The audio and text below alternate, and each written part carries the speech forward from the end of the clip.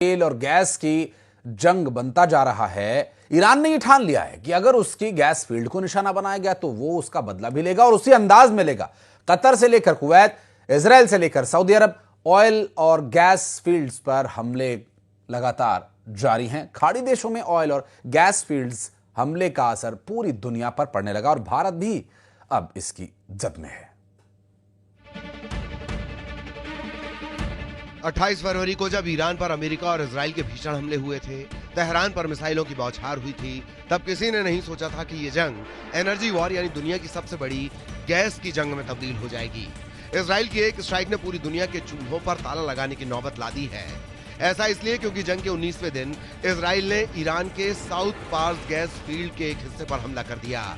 ये ईरान की रीढ़ की हड्डी पर वार था, लेकिन असली धमाका तब हुआ जब ईरान ने इसका बदला लेने के लिए कतर के रास लफान गैस हब पर बैलिस्टिक मिसाइल दाग दी। ईरान के इस हमले से कतर की एलएनजी क्षमता को बड़ा नुकसान हुआ है। कतर एनर्जी के सीईओ ने दावा किया है कि देश के कुल एलएनजी प्रोडक्शन का करीब 17% हिस्सा ठप हो गया है। यही नहीं, इस नुकसान का असर अगले 3 से 5 साल तक बना रह सकता है, जिससे ग्लोबल गैस सप्लाई पर भी दबाव बढ़ने की आशंका है। ईरान ने कतर की जिस रास लाफान इंडस्ट्रियल सिटी को आग की लपटों में जलाया, वो कतर का सबसे बड़ा और रणनीतिक औद्योगिक क्षेत्र है, जो तेल और गैस उद्योग के लिए जाना जाता है। यह हमला हिंदुस्तान के लिए भी इसीलिए चिंता का सबब है क्योंकि भारत में गैस की आपूर्ति का 47% हिस्सा कतर से ही आयात होता है। सरकार भी इस बात को मानती है कि हालिया हमलों से एलएनजी की आपूर्ति प्रभावित होने वाली है। Now with the latest attacks, our LNG supply is going to be impacted, and it has been impacted because of the closure of the Strait of Hormuz. But we are in discussion with several countries. We are in touch with all the stakeholders there to see how best we can secure our energy needs, and there can be unimpeded transit for our cargo. Middle east का युद्ध जैसे जैसे oil war में तब्दील हो रहा है, इसके साइड इफेक्ट्स भी नजर आने लगे हैं।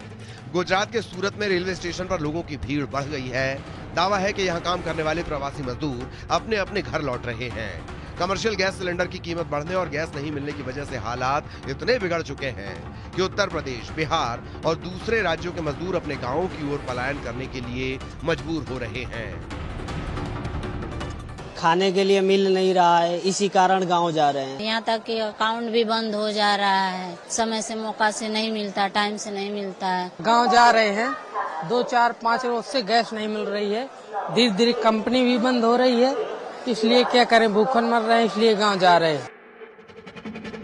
भोपाल की अगर बात करें तो अब गैस एजेंसी और गोदाम पर लंबी लंबी लाइनें तो देखने को नहीं मिल रही हैं, लेकिन गैस सिलेंडर की डिलीवरी को लेकर ग्राहकों में कंफ्यूजन की स्थिति बन रही है।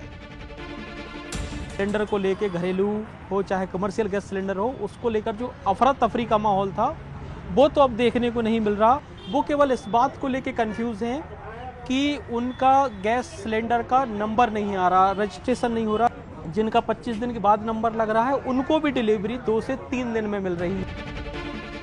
आने वाले दिनों में तेल और गैस संकट भीषण हो सकता है, क्योंकि ईरान ने कतर की रास लाफान इंडस्ट्रियल सिटी पर हमला करके दुनिया को यह बता दिया है कि उसके सिर पर खून सवार है। वो मिसाइल का बदला मिसाइल से और तेल का बदला तेल से लेगा। अमेरिका और ईरान का झगड़ा अब उस दौर में पहुंच चुका है जहां गैस और ऑयल फील्ड फूंकी जा रही है और दुनिया को सबसे बड़े तेल और गैस संकट की तरफ धकेला जा रहा है। Bureau report, news 18।